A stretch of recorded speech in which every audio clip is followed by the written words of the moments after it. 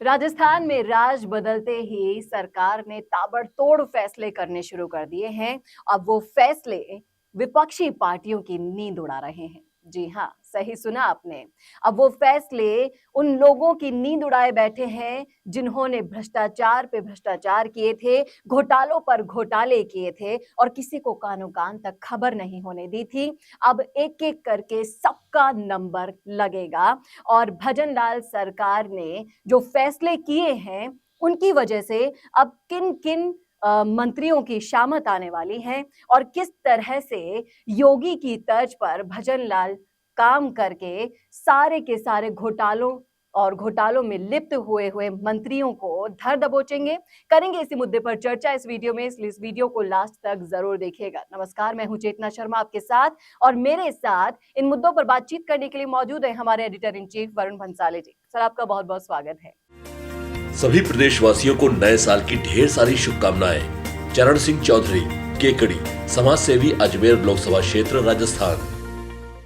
तो मैं ये जानना चाहूंगी कि ये जो ताबड़तोड़ फैसले किए जा रहे हैं भजन लाल सरकार की तरफ से, तो कहीं ना कहीं ये उम्मीदें लगाई जा रही थी कि जब केंद्र और राज्य में डबल इंजन की सरकार हो जाएगी तो एक तालमेल बैठाया जाएगा और काफी अच्छा तालमेल अब केंद्र और राज्य में दिखाई दे रहा है। उसी की वजह से इस तरह के फैसले आ रहे हैं लगातार, जो चौंकाने वाले भी देखिए हैं। चेतना, तालमेल से बड़ी जो बात है ना इसमें, वो है भूख। जी। आपको इस भूख को समझना पड़ेगा। और भूख ये है कि एक पहली बार के विधायक को आपने इतना विश्वास करके चीफ मिनिस्टर बना दिया, तो अब उस विधायक में जो चीफ मिनिस्टर बन गए, भजन लाल जी की मैं बात कर रहा हूं, उनको ये भूख है कि वो किस तरह से ऐसा काम करें कि लोकप्रियता, जनप्रियता, जनता का साथ और कहीं ना कहीं मोदी सरकार ने जो विश्वास किया है उन सब पर खरे उतर पाए। और वो जिस तरीके से चल रहा है उसको देखते हुए अगर हर चीज को एनालाइज किया जाए तो ये आसानी से कहा जा सकता है कि मुख्यमंत्री भजन लाल योगी आदित्यनाथ से ज्यादा फायर ब्रांड साबित होंगे। क्योंकि आप समझिए, देखिए इस चीज को, मंत्रिमंडल बना भी नहीं था, उससे पहले अपने काफिले को एकदम से एसएमएस अस्पताल की तरफ ले जाना और वहां पर एकदम से औचक निरीक्षण करना, सभी अधिकारियों को एकदम लाइन हाजिर कर देना, रजिस्टर्स तक चेक करना। यही नहीं, आप चीफ मिनिस्टर बनते ही सबसे पहले पेपर लीक के खिलाफ आप एसआईटी बनाते हो। उसी के साथ साथ अपराध जो गैंगस्टर्स होते हैं उनके खिलाफ आप एक स्पेशल टास्क फोर्स बनाते हो और वो टास्क फोर्स में आप सबसे हाई डिलीवरेबल वाले, सबसे हाई पोटेंशियल वाले अधिकारी को लगाते हो। ये सारी चीजें बता देती है कि आप किस तरह से काम करने वाले हो। अभी तक सत्ता के गलियारों में लोग ये चर्चा कर रहे थे, ये बात कर रहे थे, ये कह रहे थे कि मुख्यमंत्री भजन लाल ने अपने ऊपर एक बहुत ही खतरनाक चीज ले ली है कि गृह मंत्रालय अपने पास रख लिया। जो फजीहत गहलोत की हो रही थी क्योंकि वो काम नहीं कर पा रहे थे और वो इनकी ना हो जाए, लेकिन इन्होंने ये लेकर बताया है कि उस पर वो पूरा उसको रिवर्स करने वाले हैं और गृह मंत्रालय लेकर ही सारी चीजों को ठीक करने वाले हैं। और वो ठीक करने का प्रोसेस ऑलरेडी शुरू कर दिया।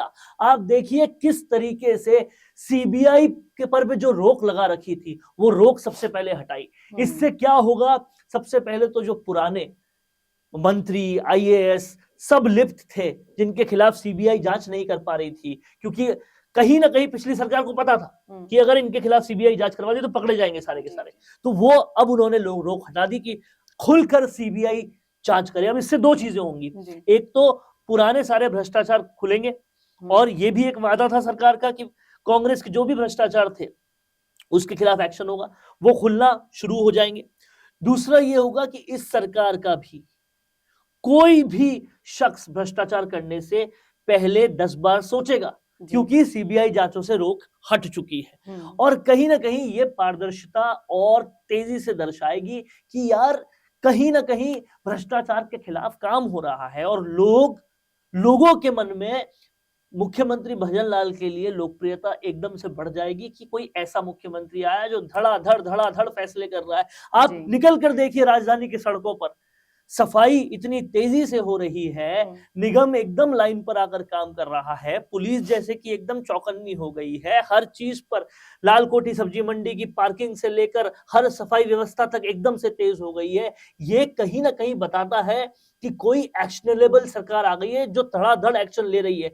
यहां पर मुझे लगता है कि किसी भी तरह की टालमटोली होगी नहीं, चाहे आयोग का बंटवारा हो, चाहे सफाई करवाना हो, चाहे अपराधी हो, हर चीज जो है वो लाइन सर लगेगी। आप देखिए जिस तरह से अधिकारियों के तबादले हुए, परफॉर्मेंस के बेसिस पर हुए, चाटुकार अधिकारियों को हटा दिया गया है, वहां सुधांशु पंत भी आ गए हैं जो सीधा सीधा परफॉर्मेंस पे बात करते हैं। तो कहीं ना कहीं इस तरीके से अगर राजस्थान चलेगा तो काम तेज होगा।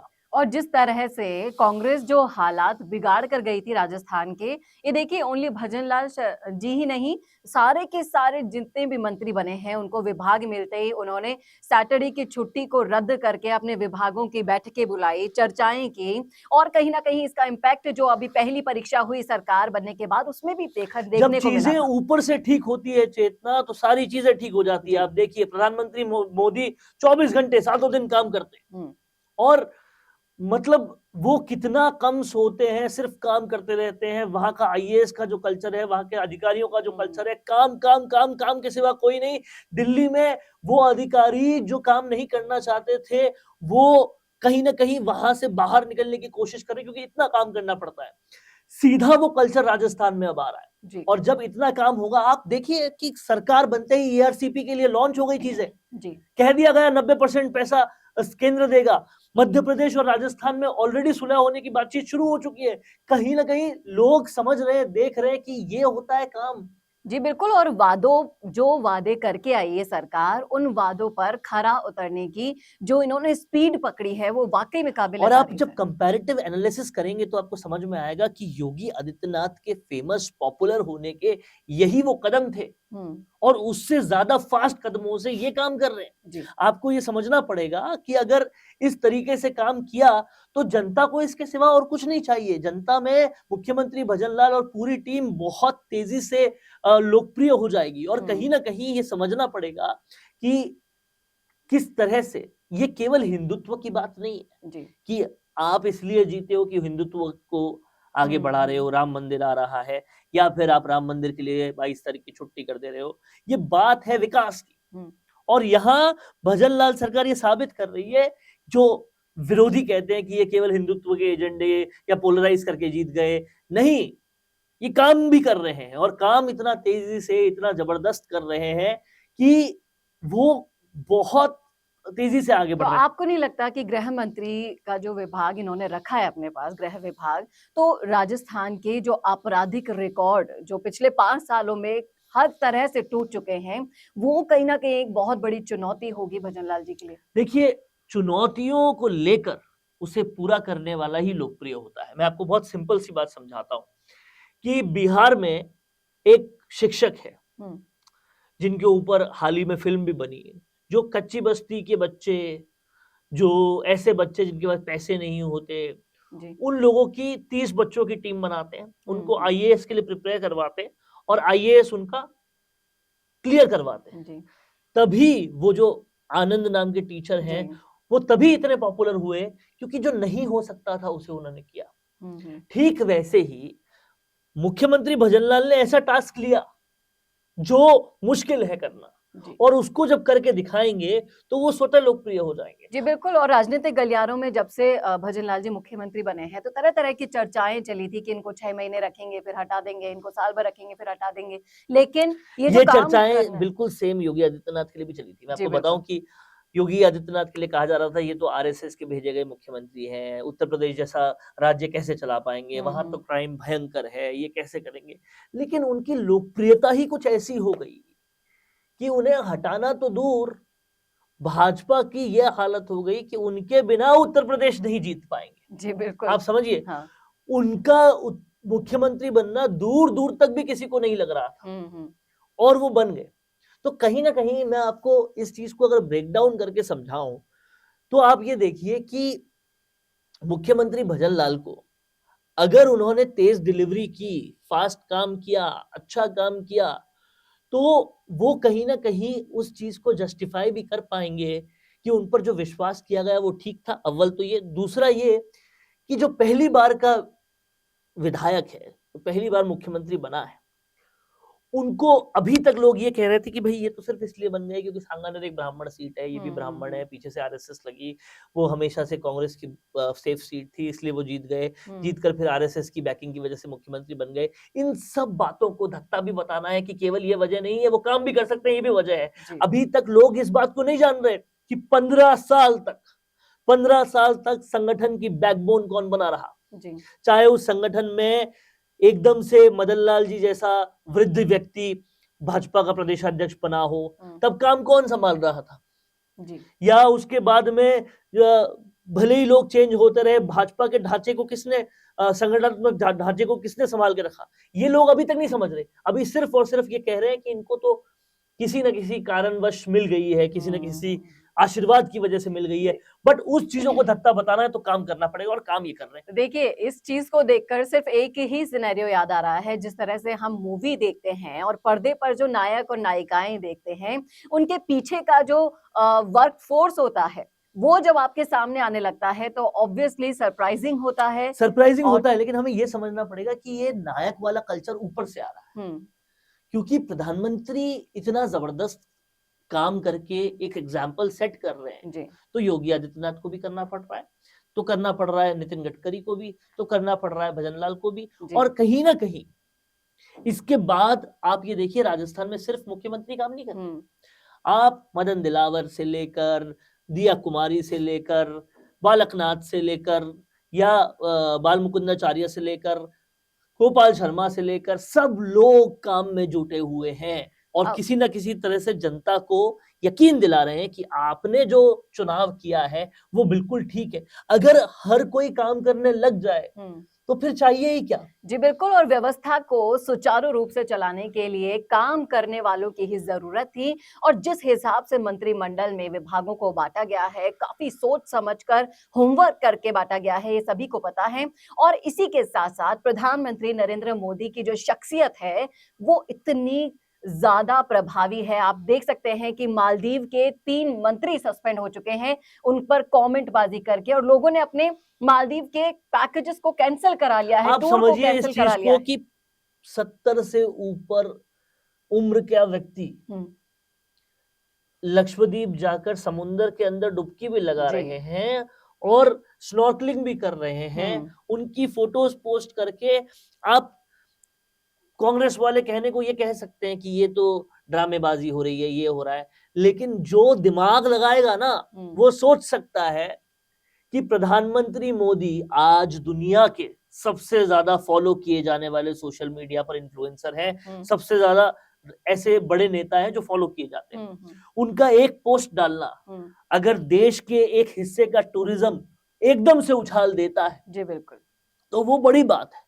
उनका एक पोस्ट डालना अगर किसी कलाकार को एकदम से अव्वल बना देता है। आप देखिए स्वस्ति मेहुल करके एक कलाकार है जो बहुत अच्छा राम भजन गाती है जी।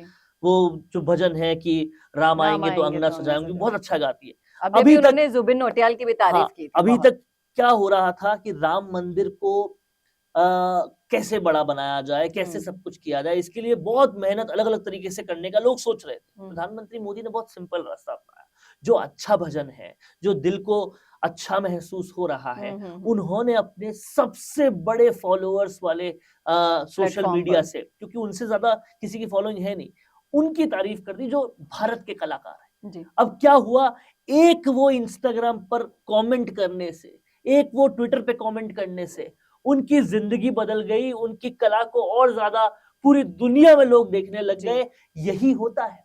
आप ये आज पहली बार नहीं है, आप थोड़ा और पीछे जाएंगे, देखेंगे गुजरात में एक रेतीला मैदान है, सिर्फ वहां पर सफेद रेत थी और कुछ भी नहीं, कुछ भी नहीं था। लेकिन प्रधानमंत्री मोदी ने, उस वक्त वो मुख्यमंत्री थे गुजरात के, उस पर ऐसी कैंपिंग, ऐसी शानदार उसकी ब्रांडिंग, अमिताभ बच्चन को ब्रांड एम्बेसडर चुनकर, ये वो सब कुछ कर कर आज कच्छ की मैं बात कर रहा हूं, वो दुनिया के सबसे बेहतरीन टूरिज्म स्पॉट्स में है। आपने मिट्टी वाली जमीन को टूरिज्म स्पॉट बना दिया, जी। वही काम आपने लक्षद्वीप की एक पोस्ट डाल के कर दिया। अब क्यों कोई मालदीव जाएगा जब देश में मालदीव जैसे भी बढ़िया चीज ले आएंगे। जी अब बिल्कुल। आप देखिए इससे मोटिवेट होकर हम्म। कितने होटेलियर्स, कितने ट्रैवल कंपनीज, कितने लोग आगे आते हैं और मालदीव को बना देंगे जबरदस्त टूरिस्ट डेस्टिनेशन। जी आप बिल्कुल। देखिए महाकाल मंदिर की वजह से कैसे मध्य प्रदेश में टूरिज्म बढ़ गया, अयोध्या में अब टूरिज्म बढ़ेगा राम मंदिर की वजह से। इस तरह से अगर एक सोशल मीडिया पोस्ट हम्म। प्रधानमंत्री की देश की एक पूरी इंडस्ट्री को रिवैम्प कर सकती है, तो मैं कहता हूं इससे जबरदस्त काम और कोई नहीं होगा। और ये काम प्रधानमंत्री मोदी जानते हैं, कैसे अंतरिक्ष में भेजा गया एक कैसे चांद आदित्य। पर भेजा गया जी बिल्कुल। जो चंद्रयान सैटेलाइट भेजा था गया, चंद्रयान, आदित्य भेजा उसको गया, एक सन। इतना बड़ा इवेंट बना दिया जी कि बिल्कुल। देश के बच्चे बच्चे को गर्व हुआ। और अब देखिए उसका रेपकशन क्या हुआ, हम्म। उसका रिजल्ट क्या हुआ। उसका रिजल्ट ये हुआ कि माँ बाप कहते हैं मेरा बच्चे को मैं साइंटिस्ट बनाऊंगा। ये प्रधानमंत्री मोदी की ताकत है। अब कहने को लोग कह सकते हैं कि यार ये तो भाजपा ही है, भाजपा की तारीफ कर रहे हैं। अरे दुनिया तारीफ कर रही है प्रधानमंत्री मोदी की। और जी। मैं ये इसलिए कह रहा हूं कि जब ऊपर से चेंजेस होते हैं ना, हम्म। तो नीचे चीजें अपने आप ठीक हो जी जाती हैं। बिल्कुल। तो इन सब चीजों का सार यही निकलता है कि प्रधानमंत्री नरेंद्र मोदी जैसे रोल मॉडल को फॉलो करते हैं पूरे भाजपा के जो भी मंत्रिमंडल हैं, वो इसीलिए उनके करीबी भी हैं और उनके हर एक स्टेप को फॉलो कर रहे हैं। और बात जहां राजस्थान की आती है, जो कांग्रेस तार तार कर गई थी राजस्थान के हाल, इतना कर्जे के बोझ में डाल गई थी, तो हर कोई अब कोशिश कर रहा है। अपराधों के जो रिकॉर्ड तोड़ गए थे राजस्थान में, तो अब हर मंत्री उस कोशिश में लगा है कि इन सब सिचुएशन से डील करते हुए अगले 5 साल में राजस्थान की तस्वीर को पूरी तरह बदल दिया जाए। और तस्वीर बदलना तय है। आप इस जी। बात को समझिए, तस्वीर क्यों बदलेगी? हम्म। क्योंकि कांग्रेस की सरकार में क्या था कि आप मेरे साथ जैसलमेर में रुक गए, आपने सरकार बचा ली, अब मैं आपको आपका ये कर्ज कैसे अदा करूंगा, हर विधायक को उस जिले का मुख्यमंत्री बना दूंगा, तुम चाहे कितने ही ट्रांसफर करो, कितने ही अपराध रुकवाओ, कितनी गैंग्स चलवाओ, सब हम देख लेंगे। पुलिस कहीं ना कहीं उनकी स्टूज बन के रह गई थी, मुख्यमंत्री ने सारे पावर्स दे रखे थे उनको। जी। और वो सारे के सारे जो विधायक थे, वो जो उस जिले के उस विधानसभा के विधायक थे, वो अपनी ही सब कुछ चला रहे थे। कहीं ना कहीं बहुत ज्यादा भ्रष्टाचार, बहुत ज्यादा गुंडाई, सब कुछ हो रहा था। लेकिन यहाँ ऐसा नहीं है, यहाँ कोई जी। मजबूरी नहीं है सरकार बचाने की। जी आप बिल्कुल। और समझिए, कहीं ना कहीं जितने भी अब शिकंजे कसे जाएंगे और जो भी 2-4 खुलासे अभी हुए हैं, वो आपको नहीं लगता कि गहलोत जी के बहुत करीबी हैं, चाहे से वो प्रमोद जैन भाया हो या फिर कांग्रेस के ही अभी हाल ही में मशहूर हुए रेपिस्ट मेवाराम जैन हो। ऐसे बहुत लोग होंगे। हम इसके लिए एक और वीडियो बनाकर आपको इसकी भी पूरी जानकारी देंगे। ऐसे बहुत लोग होने वाले हैं, बहुत सारे भ्रष्टाचार खुलने वाले हैं, बहुत सारे कर्मकांड खुलने वाले हैं। नहीं बचेगा, चाहे वो गोविंद सिंह डोटासरा हो या फिर वो शांति धारीवाल हो, जिन्होंने भी अपना भ्रष्टाचार का साम्राज्य बनाया है, महिला अपराध के कांड किए हैं, ये सारे लोग जो हैं वो बिहाइंड द बार्स होंगे।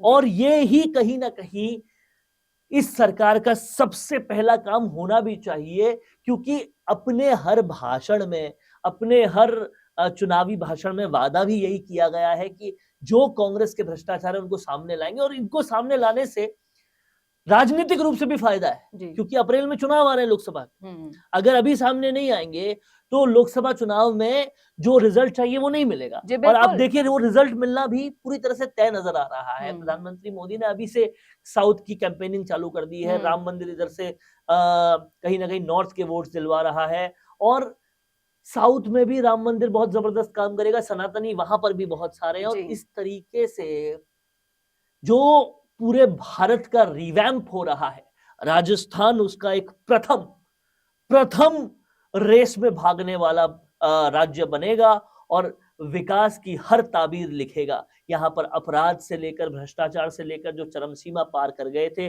उनको रिवर्स किया जाएगा। और ये काम ऑलरेडी चालू है। जी बिल्कुल, और मोदी जी को जो दूरदृष्टिता है उसके आसपास भी कोई नहीं फटक सकता है। कांग्रेस की तरफ भी अगर आप खेमे में देखेंगे तो वहां भी नील बटे सन्नाटा होने वाला है, क्योंकि एक से बढ़कर एक घोटाले अब सामने आने वाले हैं और घोटाले करने वालों पर अब शिकंजा कसने वाला है। आपकी क्या राय है, आपका क्या सोचना है? हमारे इस विश्लेषण को आप पूरा सुन चुके हैं, तो आपके दिमाग में कौन से तार ऐसे जुड़ गए हैं जो जुड़ रहे हैं? हमारी भी राय से लिख डालिएगा कमेंट बॉक्स में, क्योंकि आपकी राय हमारे लिए बेहद मायने रखती है। कैसा लगा वीडियो ये जरूर बताइएगा। इस वीडियो को ज्यादा से ज्यादा शेयर कीजिएगा और ऐसे ही और वीडियोस के लिए देखते रहिए राजस्थान संवाद। नमस्कार। अब आपको मिल सकती है लाइव चैनल में काम करते हुए पत्रकारिता की डिग्री। यूजीसी अप्रूव्ड यूनिवर्सिटी से मिलने वाली इस डिग्री के साथ आपको मिलेगा लाइव चैनल पर रिपोर्टिंग, एंकरिंग और प्रोडक्शन में काम करने का मौका। काम करने के साथ सीखना और 70% प्रैक्टिकल और 30% थ्योरी के पैटर्न से सिखाते हुए आपको एक पूरा कोर्स करवाया जाएगा। यही नहीं, यहाँ आपको इंडस्ट्री के हिसाब से ट्रेन करने के लिए आज तक सी न्यूज और कई चैनलों में काम करने वाले लोग लेक्चर्स देंगे। साथ ही परमानेंट फैकल्टीज भी इन चैनल्स और अखबारों में लंबा एक्सपीरियंस ले चुके लोग भी होंगे। इसके साथ ही टीवी, न्यूज़पेपर जैसे ट्रेडिशनल मीडिया की लाइव प्रैक्टिकल ट्रेनिंग के अलावा आपको यहाँ पर डिजिटल मीडिया और डिजिटल मार्केटिंग भी इंडस्ट्री नीड्स के हिसाब से सिखाई जाएगी।